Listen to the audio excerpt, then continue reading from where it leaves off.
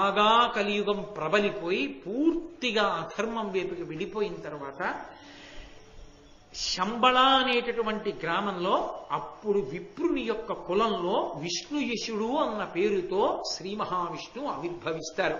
అది కల్కావతారం. కల్కావతారం రాలేదు, కల్కావతారం వస్తుంది. ఆ అవతారం ఎప్పుడు వస్తుంది అంటే పురుషుడి ఆయుర్దాయం 16 ఏళ్లే అయిపోతుంది. ఏ పురుషుడు 16 ఏళ్లకి మించి బతకడం. అది కలియుగాంతపు లక్షణాలు. అందుకని ఇప్పుడు బెంగ పెట్టుకోవలసిందేం లేదు. ఇప్పటికీ వేదాన్ని నమ్ముకున్న వాళ్ళు ఉన్నారు, దేవాలయాలున్నాయి, ప్రవచనాలున్నాయి, ఉత్సవాలున్నాయి, పూజలున్నాయి, చక్కగా సేవలు జరుగుతున్నాయి. ఎన్నో దేవాలయాలు అద్భుతంగా ఉన్నాయి. వెంకటాచలం లేదా, శ్రీశైలం లేదా, ఎన్ని దేవాలయాలు అద్భుతంగా నిర్వహింపబట్టలేదు. కాబట్టి ఇప్పుడు అన్నీ ఉన్నాయని బెంగ పెట్టుకోవలసిన అవసరం లేదు. కానీ ఒక పురాణం చెప్పేటప్పుడు అందులో ఉన్న విషయాలు చెప్పడం నా కర్తవ్యం. మార్కండేయ మహర్షి చెప్తూ అంటున్నారు, సత్యం అనేటటువంటి దాన్ని విడిచిపెట్టేస్తారు. సత్యం అంటే ఈశ్వరుడే, ఇంకేం లేదు.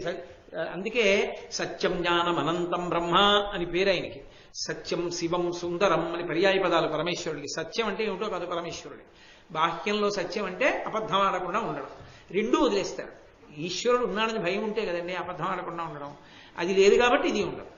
కాబట్టి సత్యాన్ని విడిచిపెడతారు. సత్యాన్ని విడిచిపెట్టేసినటువంటి కారణం చేత ఆయుర్దాయం తగ్గిపోతుంది. భగవంతుణ్ణి పట్టుకోవడానికి దూరం అయిపోయారు కాబట్టి వశులైపోతారు మృత్యువుకి. ఆయుర్దాయం తగ్గుతుంది. ఆయువు తగ్గిపోతే చదువుకోవడానికి సమయం ఉండదు, మంచి విషయాలు తెలుసుకోవడానికి అవకాశం ఉండదు, విద్య తగ్గిపోతుంది. విద్య తగ్గిపోతే మోహం ఎక్కువైపోతుంది. మోహం ఎక్కువైపోతే లోభం ఎక్కువైపోతుంది. అవిద్యకి పర్యవసానం దాచుకోవాలన్న కోరిక పుడుతుంది, లోభం పుడుతుంది.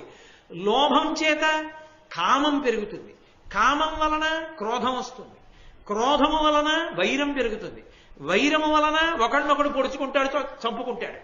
ఈ చంపుకోవడంలో, ఈ క్రోధావేశాల్లో వాడి బిడ్డని వీడు, వీడి బిడ్డని వాడు వర్ణ సంకరాలు చేసుకుంటాడు. వర్ణ మర్యాద ఉండదు. అక్కర్లేదని చెప్పి పెళ్లిళ్ళు చేసుకోవడం మొదలు పెడతారు. దాంతో వర్ణ సంకరం కలియుగంలో ప్రారంభం అవుతుంది. వర్ణమునకు గౌరవం ఇవ్వడం తగ్గించేయడం కలియుగంలో ప్రారంభం ధర్మరాజా. కాబట్టి భగవద్గీత శ్లోకంలో చెప్పినట్టు చెప్పుకొచ్చాడు మార్కండేయ మహర్షి. సత్యమునందు అనురక్తి, ఈశ్వరుని యందు అనురక్తి, అనృత భాషణమునందు మనకి అనురక్తి లేకుండా ఉండుట అన్న రెండూ పోతాయి. అరే మనం అబద్ధం ఆడకూడదు అన్న భయం పోతుంది.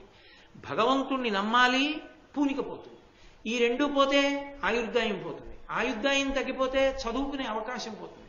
చదువుకునే అవకాశం పోతే మంచి విషయాలు తెలియవు. మంచి విషయాలు తెలియకపోతే అవిద్య వస్తుంది, అజ్ఞానం వస్తుంది. అజ్ఞానము వలన లోభం వస్తుంది. దాచుకోవాలనుకుంటాడు. దాచుకోవడం ఎందుకు? తనదిగా మిగుల్చుకుందామని. నిజానికి దాచుకున్నది తనది కాదు, ఇచ్చుకున్నది తనది. ఎందుకని? దాచుకున్నది శరీరం పడిపోయాక తనతో రాదు, ఇచ్చిందేదో తనతో వస్తుంది జీవుడితో. కాబట్టి లోభం పెరుగుతుంది. లోభం పెరిగితే కామం పెరుగుతుంది. నాకు ఇన్ని ఉన్నాయి కాబట్టి అని కోరికలు పెరుగుతాయి. కామం పెరిగితే క్రోధం పెరుగుతుంది. అవి రెండు అక్క చెల్లెళ్ళు. ఓ కోరిక పుడుతుంది, అది తీరకపోతే ఎవడి వల్ల తీరలేదో ఓ నేను ఎంచుకుని వాడి మీద కోపం మొదలు పెడతారు. ఇక వాడితో గట్టి కోపం, దెబ్బలాట, కొట్టుకోవడం, చంపుకోవడం, చావడం, కక్షలు, కార్పణ్యాలు, నమ్మకాలు పోవడం, వర్ణ వ్యవస్థ శిథిలం అయిపోయి వర్ణ సంకరం అయిపోయి ఒక కులం వాడిని ఇంకో కులం వాడు వివాహం చేసుకోవడం మొదలు పెడతాడయా. అది కలియుగంలో ప్రారంభం. తర్వాత రసగంధ ద్రవ్యంబులు పసచెడు, సస్యంబులు అల్పఫలములగు, మహిం బసిపాడితరగు, తరువులు కుసుమ ఫలంబులను గరము కొంచెంబులగును. కలియుగంలో ఉండేటటువంటి విశేషం ఏమిటంటే సుగంధ ద్రవ్యాల్లో ఉండేటటువంటి సుగంధం తగ్గిపోతుంది. అమ్మవారికి చందనాలంకారం చేద్దామని చెప్పి గంధం తీస్తే ప్రాంగణం ఎలా ఉండాలి? చందనం చెక్క అన్న పేరుతో మారుగుళ్ళు అమ్మేస్తారు. పసుపు అన్న పేరుతో అందులో ఏవో కలిపేస్తారు. మిరియాలు అన్న పేరుతో బొప్పాయి గింజలు అమ్మేస్తారు.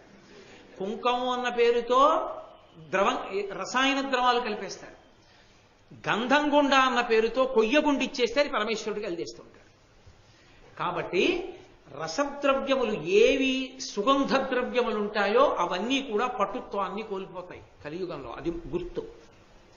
2 పసచెడు సస్యంబులు అల్పఫలములగు, ఇవ్వవలసినంత పంటని ఇవ్వవు, దిగుబడులు తగ్గిపోతుంటాయి.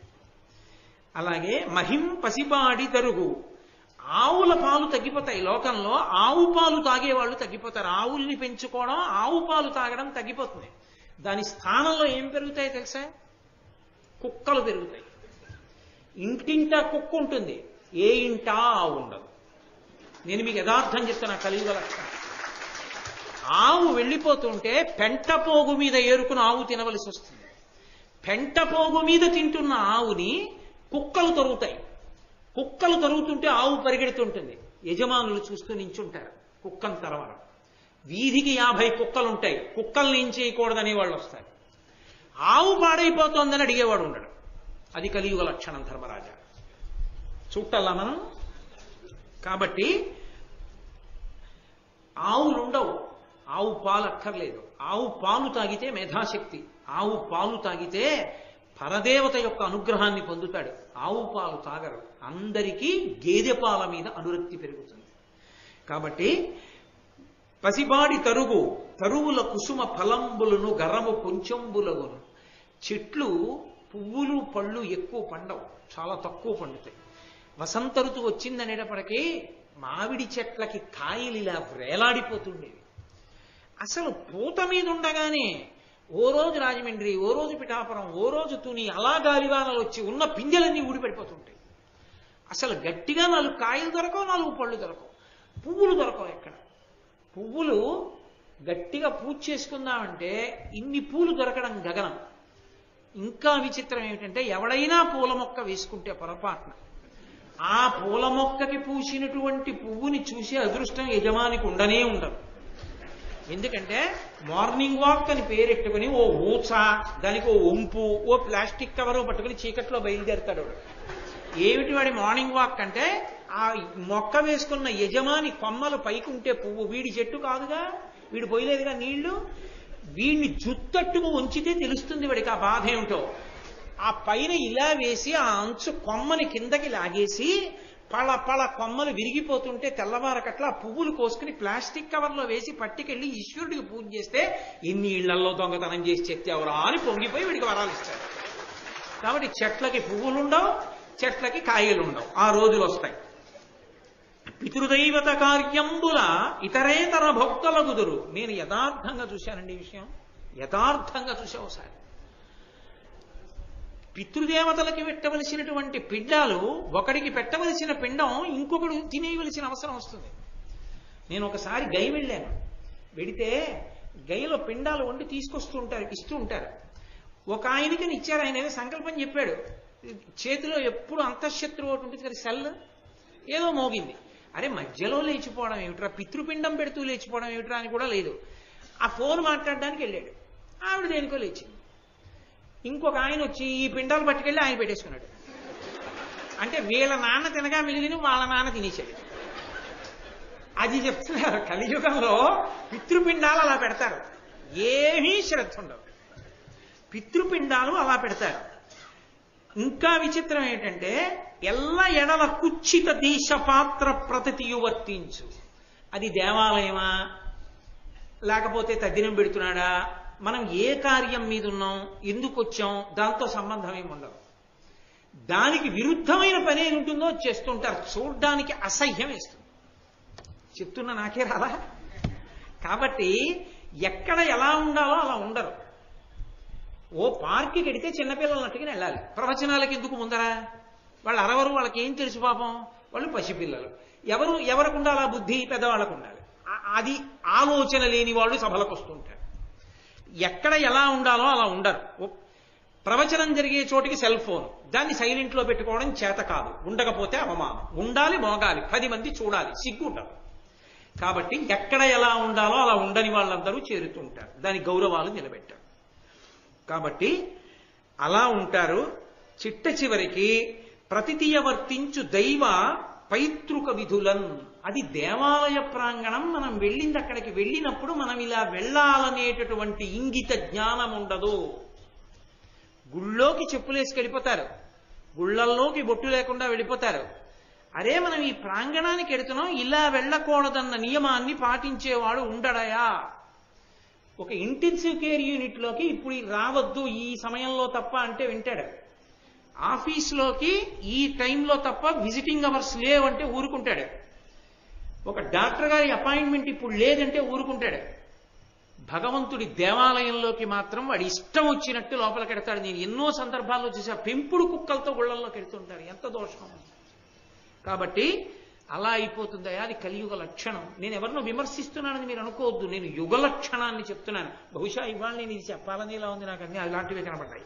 కాబట్టి అరులు మిగులుకొని రాజులు నరులకు ఎంతయును భయమునర్తురు, ధరణీసురులు గడగి వాణిజ్యము గరిశనమును చేయగలరు కలియుగ వేళం.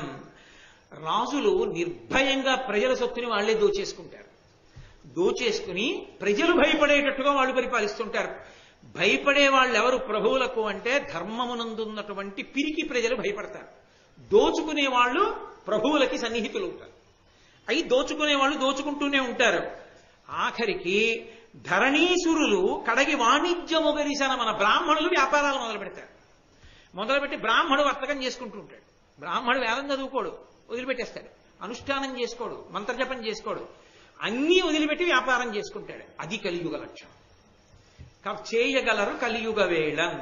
అలాగే పాషండ దర్శన బహుళంబులయ్యడు వర్ణాశ్రమంబులు వసుమతీశ, తవిలి శరీరంబు దద్దయుబ్రోతురు పుణ్యఫలంబులు బొంకులనుచు, కాలంబుతో కూడా కలుగవు వానలు పొల్లులై బీజముల్ ఒలిసిపోవు, క్రయ విక్రయంబుల కపటంబు దరచకు కడగి ఇల్లడ సొమ్ములడచికొండ్రు, సాధుచరితులైన జనులు దుర్గతుల రోగముల తెగుదురు, అల్పకాలమునన పాపవరులు అగ్గు పరమాయువునను అరోగతయు సిరియు పొందగాంతురెండు. ఎవడరా వేదం గురించి చెప్పింది? ఆ వేదం అవన్నీ ఉండవండి. ఓపిక ఉన్న కాడికి చేస్తామన్న వాళ్ళు ఎక్కువైపోతారు. అది విచిత్రం. బతికున్నన్నాళ్ళు వేదధర్మాన్ని నమ్మాలరా అనరు. ఓపికున్నంత వరకు అన్న మాట ఒకటి వస్తుంది కొత్తగా. ఓపికున్నంత వరకే ధర్మాన్ని పాటించు అంటే, నీకు ఎప్పుడు దాని మీద విసుగొస్తే అప్పుడు నువ్వు నాకు పసగట్లేదని వదిలేయచ్చు అని చెప్పేవాళ్ళు వస్తారు. అందుకని వర్ణాశ్రమములు నిలబడవు. శరీరము తవిని శరీరంబు తద్దయు ప్రోతురు పుణ్యఫలంబులు బొంకులొనుచు. ఎవడు చెప్పాడు ఉపవాసం చేయమని? ఉపవాసము చేయనక్కర్లేదు అని చెప్పేవాళ్ళు ఎక్కువైపోతారు. ఎవడు చెప్పాడు ఆచారం అని చెప్పేవాళ్ళు ఎక్కువైపోతారు. ఎవరు చెప్పారు ఈశ్వరుడికి నైవేద్యం ఈశ్వరుడికి వండి పెట్టాలని? స్వీట్ స్టాల్లో ఓడి కొనేసుకోగా మిగిలిన కాజాలు తెచ్చి నైవేద్యం పెట్టించని చెప్పేవాళ్ళు వస్తారు. కాబట్టి ఇలాంటివన్నీ ప్రబలిపోతాయి లోకంలో. ఎక్కడ ఆచారం అన్న మాట ఉండదు. పుణ్యఫలాన్ని సంపాదించుకోవడానికి శరీరాన్ని కష్టపెట్టారు. ఎవరు ఆచారాన్ని పాటించడానికి కష్టపడరు. ఎవడు పడతాడు ఇవన్నీ అంటారు. వదిలిపెట్టేసి శరీరం సౌఖ్యంగా ఉంటే చాలు, అన్నీ అయిపోవాలి. శరీరం సుఖంగా ఉండాలి, పుణ్యాలన్నీ వచ్చేయాలి. అలాంటి కొత్త కొత్త మార్గాలన్నీ లోకంలోకి రావడం మొదలు పెడతాయి. దానికి తోడు కాలంబుతో కూడా కలుగవు వానలు. పడవలసినప్పుడు వాన పడదు, పడకూడనప్పుడు వానాగదు. అలాగే పుల్లులై బీజముల్ ఒలిసిపోవు. వ్యవసాయదారుడు విత్తనాలు అనుకుని వేస్తాడు, ఒక్క విత్తనం మొలకెత్తదు, అవన్నీ పుల్లు విత్తనాలే. అలాంటివి బయలుదేరుతాయి లోకంలో. క్రయ విక్రయంబుల కపటంబు దరచగో. అమ్మకంలో కొనుగోల్లో రెండిటిలోనూ మోసానికే ప్రాధాన్యం ఉంటుంది తప్ప త్రికరణ శుద్ధిగా వ్యాపారం చేస్తే నువ్వేం పైకొస్తావనేటటువంటి వ్యాపారాలే తయారవుతాయి. వ్యాపారం అంటే గడుసుతనమే. వ్యాపారం అంటే వ్యాపారంగా ఉండదు ఇహ కలియుగంలో. గడుసుతనం ఉన్నవాడే వ్యాపారం. మోసం చేస్తేనే వ్యాపారం చేయగలుగుతాడు. కడగి ఇల్లడ సొమ్ము లడచికొండ్రు. దోచుకుంటారు ఒకళ్ళొకడు. ఎవడికి ఎక్కువ మోసం చేయగలిగితే వాడు ఎక్కువ సంపాదించుకుంటాడు. సాధుచరితులైన జనులు దుర్గతుల రోగముల తెగుదురు. ధర్మాన్ని నమ్ముకున్నటువంటి వాడు దీర్ఘాయుష్మంతుడు కాడు. తక్కువ ఆయుర్దాయంలోనే రోగంతో శరీరం వదిలిపెట్టేస్తాడు. అన్నీ ఇప్పుడే అన్వయం కావని చెప్పాను మీకు నేను. ఇవన్నీ కొన్ని కలియుగాంతమునందు వచ్చేవి. అందుకని కంగారు పడిపోయి అయ్యి బాబాయ్ వద్దు, మనకి పుణ్యం వద్దు, ధర్మం వద్దని నిర్ణయాలకు రాకండి. అల్పకాలమునన పాపపరులు అగ్గు పరమాయువును అరోగతయు సిరియు పొందగాంతురెండు. ధర్మాన్ని విడిచిపెట్టేసి పాపకార్యాలు చేసేవాళ్ళు దీర్ఘాయుష్మంతులై భోగభాగ్యాలతో సంతోషంగా ఉంటారు. అది కలియుగ లక్షణం. ఇప్పుడు కాదు, తర్వాత ఎప్పుడు. వనితా దుర్బల దీన బంధుజన సర్వస్వాపహారులు సుహృజ్జన మాతా పితృపుత్రు హంతలు ఎదృచ్ఛా కర్మశీలుర్ ధరం జన సంపూజితులై చరింతురు వినష్ట శ్రీకులై విప్రులా జనులంచేరి పరిగ్రహించదరవజ్ఞాపూర్వ దుర్విత్తముల్. లోకంలో నిర్భయంగా తల్లిని చంపేసేవాడు, తండ్రిని చంపేసేవాడు, బంధువుల్ని చంపేసేవాడు, బిడ్డల్ని చంపేసేవాడు, ఎవణ్ణి ఎంత మోసమైనా చేసేసి వాడిష్టం వచ్చినట్టు వాడు ప్రవర్తించడమే తప్ప వాడి ప్రవర్తన ఒక శాసనానికి ఒక శాస్త్రానికి కట్టుబడినటువంటి జీవితం గడిపేటటువంటి వాళ్ళందరూ లోకంలో పెద్దవాళ్ళని కీర్తింపబడడం మొదలు పెడుతుంది. ఏ విధమైన సిగ్గు లజ్జ లేకుండా బ్రాహ్మణులు వెళ్ళి ఆశీర్వచనాలు చేసి మరీ డబ్బులు తెచ్చుకుంటారు. కోరి కోరి వెళ్ళి ఆశీర్వచనాలు చేస్తారు. వాళ్ళు వచ్చిపోనే ఆశీర్వచనాలు అడిగితే చేయడం కాదు, వీళ్లే పెడతారు, వెళ్ళి ఆశీర్వచనాలు చేస్తారు, చేసి డబ్బు తెచ్చుకుంటారు భయపడి, రేపు వాళ్ళ వలన జరగవలసిన ఉపకారాలు జరగవని. అది కలియుగ లక్షణం ధర్మరాజా. ధరణీ రక్షణమాచరింపక నృపుల్ దర్పంబునం పశ్యతోహరులై సాధులదోచి చేకురు తదీయ స్త్రీధన క్షేత్రముల్ హరియింపంగలవారు దారుణతరంబై పెళ్ళు చెల్లుం పరస్పర వైరంబు ధరాతలైంద్రులకు విశ్వప్రాణి నాశంబుగన్. క్షత్రియులైనటువంటి వారు, రాజులైనటువంటి వారు భూమిని పరిపాలించారు. వాళ్ళు అన్నీ విడిచిపెట్టేసి రాజ్య పరిపాలన, బలహీనుల్ని రక్షించడం ఇలాంటివన్నీ విడిచిపెట్టేసి సాధు పురుషుల్ని దోచుకోవడానికి వాళ్ళు కూడా సిద్ధపడిపోతారు. సిద్ధపడిపోయి వాళ్ళు కూడా అటువంటి పనులు చేయడం మొదలుపెట్టి స్త్రీని, ధనాన్ని, భూమిని, గోవుల్ని అన్నిటినీ అపహరించడం మొదలు పెడతారు. ఒకళ్ళకి వైరాలు పెరిగిపోతాయి. దానివల్ల విశ్వ ప్రాణి నాశనం జరుగుతుంది. ఎక్కడ చూసినా అభద్రతాభావమే. ఈ స్థలం నాది అని నమ్మకమే ఉండదు. ఎవడెవడికి రిజిస్టర్ చేసేస్తాడో తెలియదు. ఈ ఇల్లు నాది అని నమ్మకం ఉండదు. అద్దెకిస్తే పుచ్చుకున్నవాడు ఖాళీ చేస్తాడని నమ్మకం ఉండదు. కాబట్టి ఎవడు ఏది పొంది ఉన్నాడో తెలియదు. ఎవడు బాగా మోసం చేసి ధైర్యంగా నిలబడి కాపక్షానికి నిలబడగలడో వాడే యజమానవుతాడు. కలియుగంలో ఆ లక్షణాలు ప్రవర్తిస్తాయి. సుతుడు అవమానించు జనకుని, పతి అవమానించు భార్య, పడతులు పతులన్ మతి ఒండురువులు మెచ్చక సతతము జరిగింతురిష్ట సంచారములన్. కొడుకు తండ్రిని అవమానిస్తాడు. నాన్నగారికి ఏదైనా తెలియకపోతే, నాన్నగారండి ఆ విషయం నాకు తెలుసు నాన్నగారండి, నేను చేస్తాను, మీరేమీ కంగారు పెట్టుకోండి, కష్టపడి పెంచారు కదా, నన్ను ప్రయోజకుణ్ణి చేశారు కదా, నేను చూస్తాను నాన్నగారండి అని ధైర్యం చెప్పడం. మీకేం తెలుసు, మీరు నోరు ముసుగు కూర్చోండి, కృష్ణారామ అనుకోకూడదేంటి, అన్నిటికీ తగుదునమ్మా ఇంకా సలహా చెప్తారు, మీ రోజులు అనుకుంటున్నారా అంటాడు. తండ్రిని కొడుకు అవమానిస్తాడు. పతినవమానించు భార్య, భార్య నోరు విప్పితే భర్త పనికి మాలిన వాడని మాట్లాడుతుంటుంది తప్ప అసలు అలా అనకూడదు అన్న ఇంగిత జ్ఞానం భార్యకుండదు. పడతులు పతులన్మతి ఒండరువుల మెచ్చక, స్త్రీ పురుషులు భార్యాభర్తలు మనసులో తన భార్య మీద విపరీతమైన ప్రేమతో తానుండడం, భార్య భర్త మీద ప్రేమతో ఉండడం ఉండదు.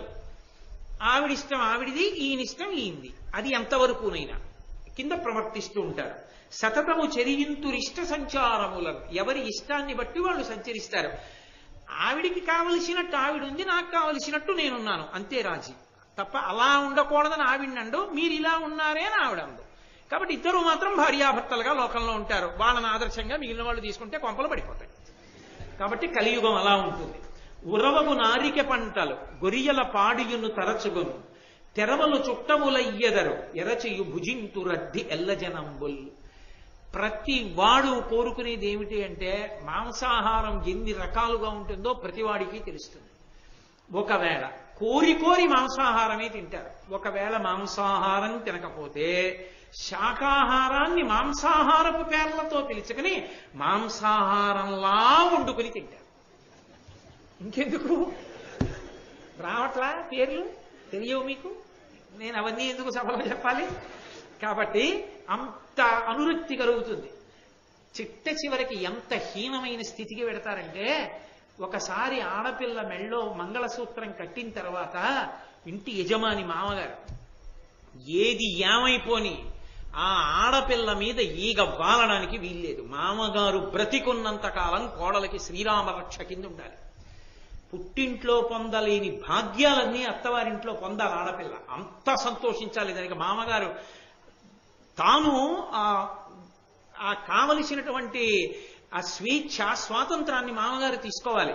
భర్త భార్య అంత అన్యోన్యంగా ఉండాలి. ఒకరి మనసులు ఒకరివై ఉండాలి. కానీ కలియుగంలో ఏమవుతుందంటే ధర్మరాజా, భార్య చెప్పడానికి నాకే కించిత్ సిగ్గుగా ఉంది, ఒక ప్రత్యేకమైనటువంటి భోగం కొరకు మాత్రమే ఆమె ఉపకరణం, ఆమెకి ఒక ప్రత్యేకమైన భోగము కొరకు ఆయన ఉపకరణం. ఇక మిగిలిన విషయాల్లో వాళ్ళ మనసులు కలవవు. ఆయన ఇష్టం అయింది, ఈవిడ ఇష్టం అయింది. కాబట్టి వాళ్ళిద్దరూ ఒక ప్రత్యేక భోగాన్ని పొందుతారు. దాని ఫలితంగా కొంతమంది పిల్లలు ఉంటారు తప్ప వాళ్ళు ఒకరి మనసులు ఒకరైన వారు కారు. భోగం కోసం కలిసి ఉంటారు. ఒక్కొక్కసారి అది కూడా గాడి తప్పుతారు. మంచి పంటలన్నీ అందరూ వదిలేస్తారు. వదిలేసి చిత్ర విచిత్రంగా లాభాలు ఎక్కువ వస్తాయని పంట పండించి పంట లోకానికి తిండి గింజలు అందించవలసిన చోట తిండి గింజలు అందించడం మానేసి లాభాలు వస్తాయని కొత్త కొత్త చెరువులు కొత్త కొత్త వ్యాపారాలు మొదలు పెడతారు. పంట పండించడాన్ని ఇష్టపడరు. కొత్త రకాల పంటలు మొదలు పెడతారు. ఆ పంటలు వేయడం మొదలు పెడతారు. కాబట్టి అలాగే గొర్రెల పాడుయును తరచగొను. ఆవుల పాలు ఎవ్వరికీ ఎక్కర్లేదు. గొర్రె పాలు శ్రేష్టమని గొర్రె పాలు తాగే రోజులు వస్తాయి. ఎక్కడ చూసినా గొర్రెల పాలు అమ్ముతారు రాబోయే రోజుల్లో. కాబట్టి అలా ఉంటుంది. తాకట్టు ఏదైనా ఎవరైనా పెట్టారా ఇక ఆ తాకట్టు మళ్ళీ తిరిగి ఇచ్చేవాళ్ళు ఉండరు. తాకట్టు పెట్టిన వస్తువుని తనదిగా లాగేస్తాడు అవతలవాడు. కాబట్టి ఇలా ఉంటాయా 16 వర్షముల్ పరమాయువయ్యడు ధరణీశ కలియుగాంతమున వినవే. కలియుగాంతం దగ్గరికి వచ్చేసిందని గుర్తేమిటంటే పురుషుడి యొక్క గొప్ప ఆయుర్దాయం. చాలా కాలం బతికాడండి అని పేపర్లో ఫోటో వేయాలంటే 16 ఏళ్లు బతుకుతాడు. కాబట్టి 7-8 ఏండ్ల ప్రాయంబున ప్రజలుద్భవింతురు భామినులకు. మహా అయితే 7 తప్పితే 8 ఏళ్లకి పిల్లలు పుట్టడం మొదలవుతుంది ఆడపిల్లలకి. ద్రవ్య విహీనులై దాత యొక్కడు లేక అన్యోన్య తస్కరులు అగుదురెండు. దానం చేసేవాడన్నవాడు లేక దొంగతనం ఒక్కటే ఉంటుంది లోకంలో. ఎరిగెడు వారును ఎంతయు క్రూరులై చెనసి పాపంబు చేసెదరు సూవే. తెలుసున్నవాడు తెలియనివాడు ఎవడైనా సరే క్రూరత్వంతో పాపమే చేస్తూ ఉంటారు. అన్న విక్రయంబునురంతురు అఖిల జనులు. అందరూ అన్నాన్ని నమ్ముకుని బతకడం మొదలు పెడతారు. ప్రతి చోట ఎక్కడికి వెళ్ళండి అన్నాన్ని అమ్మడం ప్రారంభమవుతుంది. అతిథిని పిలిచి అన్నం పెట్టే వాళ్ళు ఉండరు. ఆఖరికి పసిపిల్ల తినే అన్నానికి కూడా వెలకట్టి అమ్ముతారు. బేబీ మీల్ అని వింటారా? అలా ఏమీ తెలియనట్టు నేనే చెప్తున్నట్టు చూస్తారే. కాబట్టి అన్న విక్రయమునంతరు అఖిల జనులు వేద విక్రయులగుదురు విప్రవరులు. వేదాన్ని నమ్మేస్తారు బ్రాహ్మణులు. పణ్యయోనులయగుదురు పద్మముఖులు. బాగా అందంగా ఉన్న ఆడది అంటే ఎంత ఎక్కువ డబ్బిస్తే అంత తక్కువ బట్ట ఒంటి మీద ఇంచుకొని మానాన్ని నమ్ముకుంటుంది. అంతకన్నా ఇక చెప్పడం నాకు సాధ్యం కాదు. అంత మర్యాదతో మాట్లాడాలి వేదిక మీద కూర్చున్నప్పుడు. కాబట్టి చాలు. కష్టతరమైన ఎక్కలి కాలవేళ. కలికాలంలో అంత కష్టతరంగా ఉంటాయి జీవితాలు. నిస్సిగ్గుగా ప్రవర్తిస్తుంటారు జనులు. శృతి ధర్మంబు. ఈ పద్యానికి నేను వ్యాఖ్యానం చెయ్యను అసలు. మీరు ఆ పద్యం చదువుతుంటే మీరు పట్టేసుకోగలుగుతారు. శృతి ధర్మంబులు శూద్రులు ప్రతిభం చెప్పంగా వినుచు బ్రాహ్మణ జాతులు ధృడిసెరి తత్సేవకులై యతినింద కర్మకారులయ్యదరధిపా. నేను ఇంకెందుకు చెప్పాలి, మీకు అర్థమైపోయి ఉంటుంది. కాబట్టి వ్యాఖ్యానమే చెయ్యక్కర్లేదు. మీరు రోజు వింటున్నవి చూస్తున్నవేగా. శృతి ధర్మంబులు శూద్రులు ప్రతిభం చెప్పంగా వినుచు బ్రాహ్మణ జాతులు ధృతి చెడి తత్సేవకులై యతి నిందిత కర్మకారులయ్యదరధిప. గురుకొనియాడడు శిష్యుడు గురుడును శిష్యునిడ వంచకుండగు. మది ఒండరులు ఒల్లరు బంధువులు పారిబొరి గరవులకు ప్రజకు పొడమును భయములు. గురువు గారిని శిష్యుడు పొగడ్డు, శిష్యుణ్ణి గురువు ప్రేమగా చూడడం. ఒకళ్ళ మీద ఒకళ్ళకి మనసులో ప్రేమ ఉండదు. బంధువులంటే ఎవ్వరికీ ఇష్టం ఉండదు. ఎక్కడ చూసినా ఎవరు చూసినా భయంతో ఉంటారు, అభద్రతాభావంతో ఉంటారు. ఉన్నది ఉంటుందా లాగేసుకుంటారా ఈ భయంతోనే ఉంటారు. నాకున్నది ఉంటుంది అన్న ధైర్యంతో ఎవరు ఉండరు కలియుగంలో. ఇప్పుడే వచ్చిందని నేను చెప్పట్లేదు. రాబో కాలంలో అంటే కొంత ఊరట కదూ. కాబట్టి దేవతాయతనంబులున్ జగతీసురావసధంబులున్ పావనాశ్రమ భూములున్ చెడి పాడగున్ శుభవృక్షవల్లీ వనంబులు నాశముందు కలి ప్రచారమునందు దుస్త్రీ విహారము మద్యపానము చెల్లు బెల్లుగా నెల్లడం. కలియుగం బాగా ఎక్కువ అవుతోంది కలి ప్రభావం అని గుర్తేమిటంటే దేవాలయాలు పాడుపడిపోతాయి. దేవాలయ ప్రాంగణాలు పెద్ద పెద్ద ప్రాంగణాల్లో ఉన్న దేవాలయాల్లో తుడిచేవాళ్ళు మొక్కలు వేసేవాళ్ళు, వాటికి నీళ్లు పోసేవారు, పువ్వులు కోసి దండగుచ్చి దేవుడికి ఇచ్చేవాళ్ళు ఉండరు. పెద్ద పెద్ద ముళ్ళ కంపలతోటి, డొంకలతోటి దేవాలయ ప్రాంగణాలు పెరిగిపోతే ఆ దేవాలయ అర్చకులు ఆ డొంకల్లోనే ఇల్లు కట్టుకుని గుడిని నమ్ముకున్నందుకు వాసం చేస్తూ ఉంటారు. ఆయన్ని పట్టించుకునేవాడు ఉండడు, గుడిని పట్టించుకునేవాడు ఉండడు. ఆఖరికి గుడిలో ధూపదీప నైవేద్యాలకి అర్చకుడు 10 మందిని ఆశ్రయించవలసి వస్తుంది. అయ్యా మీరేమైనా ఇస్తే దీపం పెడతానండి గుళ్ళో అని అడిగే రోజులు వస్తాయి. జగతీసురావసధంబులు, వేదం చదువుకున్నటువంటి బ్రాహ్మణులకు ఇచ్చినటువంటి అగ్రహారాలు కొల్లగొట్టబడతాయి, బలవంతంగా లాక్కోబడతాయి. పావనాశ్రమ భూములను చెడి పాడగున్, ఆశ్రమ ప్రాంగణాలన్నీ కూడా చెడిపోయి పాడైపోతాయి. ఇవాళ లేవు. ఎన్ని చోట్ల ఎన్ని ఆశ్రమ ప్రాంగణాలు ఎంత అసహ్యకరంగా తయారైపోయాయో. శుభవృక్షవల్లీ వనంబులు నాశముందు, శుభప్రదమైనటువంటి ఫలితాలిచ్చేటటువంటి చెట్లని తీగల్ని నిర్దాక్షిణ్యంగా నరికేస్తారు. ఆ చెట్లు ఉండవు. కలి ప్రచారమునందు దుస్త్రీ విహారము మద్యపానము చెల్లు బెల్లుగా నెల్లడం. ఎక్కడ చూసినా లోకంలో ఇద్దరి గురించే చెప్పబడుతుంటుంది. దుస్త్రీ విహారము, అందగత్తె అయిందా అంతే, ఆమె వ్యాపారానికి సిద్ధమైపోయింది, అయిపోతుంది. అదే లోకంలో ఎప్పుడూ చర్చింపబడుతూ ఉంటుంది. అవే ఎక్కువగా కనపడుతుంటాయి. మద్యపానం, సందుకి 4 అవే ఉంటాయి. కాబట్టి మద్యపానం, చెల్లు బెల్లుగా నెల్లడం, కలి ప్రభావం ఎక్కువైపోతోందని గుర్తు ఏమిటి అంటే అలాంటి లక్షణాలన్నీ వస్తాయి. ధర్మరాజా, ధర్మం గురించి అడిగేవాడు, ధర్మ ప్రచారం చేసేవాడు, ధర్మాన్ని స్థాపిద్దామనేవాడు ఉండడు. లోకం అలా తయారైపోతుంది క్రమంగా. ఆ సమయంలో ఇక బాగా కలియుగం ప్రబలిపోయి పూర్తిగా అధర్మం వైపుకి వెళ్ళిపోయిన తర్వాత శంబళ అనేటటువంటి గ్రామంలో అప్పుడు విప్రుని యొక్క కులంలో విష్ణుయశుడు అన్న పేరుతో శ్రీ మహావిష్ణువు ఆవిర్భవిస్తారు. అది కల్కావతారం. కల్కావతారం రాలేదు, కల్కావతారం వస్తుంది. ఆ అవతారం ఎప్పుడు వస్తుంది అంటే పురుషుడి ఆయుర్దాయం 16 ఏళ్లే అయిపోతుంది. ఏ పురుషుడు 16 ఏళ్లకి మించి బతకడం. అది కలియుగాంతపు లక్షణాలు. అందుకని ఇప్పుడు బెంగ పెట్టుకోవలసిందేం లేదు. ఇప్పటికీ వేదాన్ని నమ్ముకున్న వాళ్ళు ఉన్నారు, దేవాలయాలున్నాయి, ప్రవచనాలున్నాయి, ఉత్సవాలున్నాయి, పూజలున్నాయి, చక్కగా సేవలు జరుగుతున్నాయి. ఎన్నో దేవాలయాలు అద్భుతంగా ఉన్నాయి. వెంకటాచలం లేదా, శ్రీశైలం లేదా, ఎన్ని దేవాలయాలు అద్భుతంగా నిర్వహింపబట్టలేదు. కాబట్టి ఇప్పుడు అన్నీ ఉన్నాయని బెంగ పెట్టుకోవలసిన అవసరం లేదు. కానీ ఒక పురాణం చెప్పేటప్పుడు అందులో ఉన్న విషయాలు చెప్పడం నా కర్తవ్యం, అందుకు చెప్పాను. కాబట్టి మీరు బెంగ పెట్టుకోక్కర్లేదు. ఇప్పుడే అన్నీ ఏవో వచ్చేసాయి అనుకోక్కర్లేదు. కొన్ని వచ్చాయన్నది రాదు, నేను దాచకూడదు. కాబట్టి ఆ విష్ణుయశుడు అన్న పేరుతో అప్పుడు వస్తాడు కల్కి అవతారం. ఆయన పుడుతూనే ఆయనకి సకల శాస్త్రములు వేదములు ఆయనకి భాషిస్తాయి. ఆయన ఈ జగత్తుకి సార్వభౌముడు అవుతాడు. అయి దుష్టులందరినీ నిర్మూలిస్తాడు. అప్పుడు కలియుగాంతమునందు కృతయుగం ప్రారంభమవుతుంది. ధర్మము 4 పాదముల మళ్ళీ నడుస్తుంది. కృతయుగం ప్రారంభం అవగానే కల్కి అవతారం అశ్వమేధయాగాన్ని చేస్తుంది. అక్కడతో కృతయుగం ప్రారంభం. కాబట్టి ధర్మరాజా, యుగాలు ఎలా ఉంటాయి, ప్రళయం ఎలా ఉంటుంది అని అడిగావు కదూ. ఇన్ని యుగాలు చూసిన వాణ్ణి కనుక రాబోయేది కలియుగం కనుక ఆ కలియుగం ఎలా ఉంటుందో కూడా నీకు చెప్పాను. ఒంటిపాదం మీదే ధర్మం ఉంటుంది అన్నాను కాబట్టి దాని లక్షణం ఎలా ఉంటుందో నీతో చెప్పాను.